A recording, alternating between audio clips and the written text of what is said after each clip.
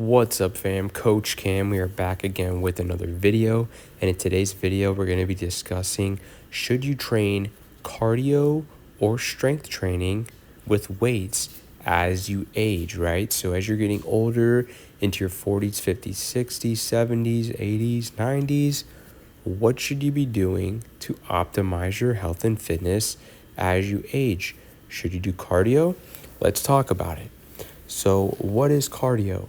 Well, it's activity that you can do, usually for minutes on end, that's very repetitive, and it's done several times a week for 15 minutes up to a couple hours per session.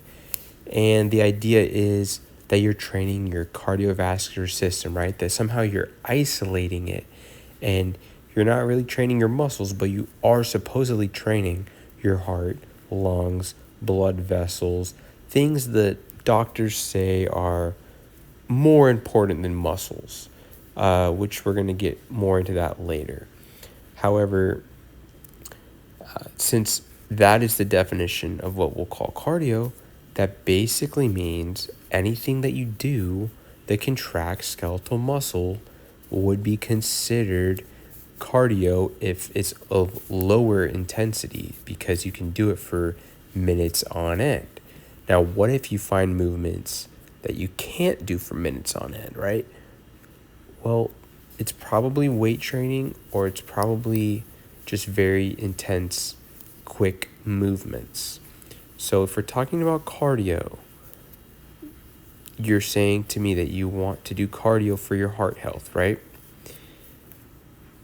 So why would contracting your muscles against resistance not be good for your heart? And how would doing something of low intensity for minutes on end be better for your heart? Please explain. Because if you understand the adaptations to exercise, you could get some left ventricular hypertrophy of the heart muscle. It's interesting that a lot of endurance athletes will cite this as a positive adaptation to their training. However, that is actually potentially a negative to training, because that ventricular hypertrophy is actually a sign of damage to the heart, and it can be a sign of cardiac arrhythmias or other cardiac health issues. So it's interesting to me that when it's in an endurance context, it's seen as a positive, but if somebody who's not an endurance athlete walks into the doctor, has a enlarged left ventricular muscle in their heart, the doctor will say, you have an issue here. We need to look at your heart and look at your diet and look at other factors that might be contributing to this, because it is a bad thing. So not sure exactly the truth on that. It could be a good thing, could be a bad thing. Anyway, let's move on. Cardio is getting your heart rate up, and it is sending blood to your muscles, which is exactly what happens when you lift weights. A challenging weight, when you take it to with a challenging effort to the point you can't continue the exercise, you did that, right? And you did that with more mechanical stress to also give you muscle growth and strength along with your cardiovascular adaptations. So if you're going to measure your cardiovascular performance, let's talk about VO2 max, right? So in my master's degree, we learned that that was the measurement for cardiovascular fitness. However, if you actually look at the research on VO2 max studies, it completely depends upon what the modality is. There is a research study where they did VO2 max of cycling with only the left leg, and they tested the VO2 max of the left leg, and they tested the VO2 max of your right leg only, each leg separately, and then they trained only one of the legs. So say they trained the left leg cycling for 6 weeks, and then they tested the VO2 max, and guess what they found? Only the left leg that was trained on cycling improved at VO2 max. The right leg did not. What does that tell you? That tells you the VO2 max and improvements in your cardiovascular system are not central. They are not the heart and lungs.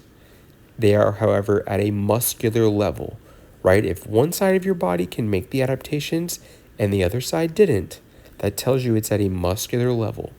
And what it tells you is that practicing the test is what gets you improvements at that test. So if you had for 6 weeks, an athlete was running on a treadmill, before they started running, you tested them on a cycle VO2 max, have them run for 6 weeks, have them run for 12 weeks, and then go test them on a cycle again. Guess what? Their VO2 is not going to change much, if at all, because it wasn't the same modality, which is crazy. But to me, it debunks VO2 max. It is not an accurate measurement to give to anybody in the population. It could be a measurement for an athlete that does running and then you test them on a treadmill VO2 max, or maybe an athlete who does cycling, you could test them on a cycle VO2 max. But it is not accurate to give VO2 max to everybody else, because if they don't practice running, they're not going to score that good on a running VO2 max. If they don't practice cycling, they're not going to score good on a cycling VO2 max. There is actually even more information of, I heard about a guy who was going into the military and they were going to do a cycling VO2 max test. And so what he chose to do was 2 or 3 weeks before the test, he started cycling really hard every few days to prepare for this test. Well, guess what? He did really well on the VO2 max test, and all his fit buddies who were runners and did other things thought they were going to be good on it, and he outperformed them because he practiced the exact test that was going to be performed. That shows you that there is actually a neurological component, a component of your body improving at that movement pattern, which is important if you're going to test yourself in a certain movement pattern. However, if we're talking about getting older and living a healthy and strong lifestyle, you are not going to be tested on a movement pattern, right? You're tested every day by getting up out of your chair, walking around your house, picking up your grandkids, stuff like that. You want strong muscles to be able to do that. And of course, you want a strong cardiovascular system too. Thankfully, the way to connect and to contact your cardiovascular system and stimulate it for growth is contracting your muscles. I say that in probably every single YouTube video, so I hopefully this time it can land with some people. And you can get the benefits without having to practice a specific sport, a specific skill, a repetitive motion over and over and over again. If you're contracting your muscles with weights did not get you cardiovascular gains, what that means is that everyone needs to be doing two things. They need to be lifting weights hard and doing some other activity that they can do for minutes on end. What it would also mean is that lifters, instead of doing take bench press, for example, instead of doing a challenging set of, 10 reps of bench press, they need to be putting, PVC pipes in their hands and doing 500 reps with that, because that's pretty much what you're doing when you go walking or when you go jogging. You're putting almost no resistance in your muscles, and then you're going to go do something for minutes on end, and that will give them these other special benefits. However, this is not true, and this is not accurate according to human muscle physiology. So what do I recommend? I recommend that you train your muscles with resistance. That resistance can come in many forms. It can come through body weight exercise. It can come through cables or machines or plate loaded exercises or barbells or dumbbells, and you want to challenge the muscle according to its function. Right here in the video, you see me do single arm skull crushers. This is an elbow extension exercise that targets the triceps because the triceps function is elbow extension.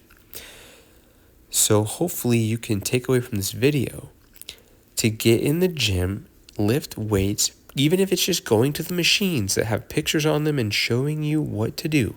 I promise you right now, contract your muscles hard, progress over time. So if on the machine you did 20 pounds, next week, try 25, try 30. And every time you go in, try to progress. And I promise you, you'll be way stronger than everyone else your age. Like, share, comment, and subscribe.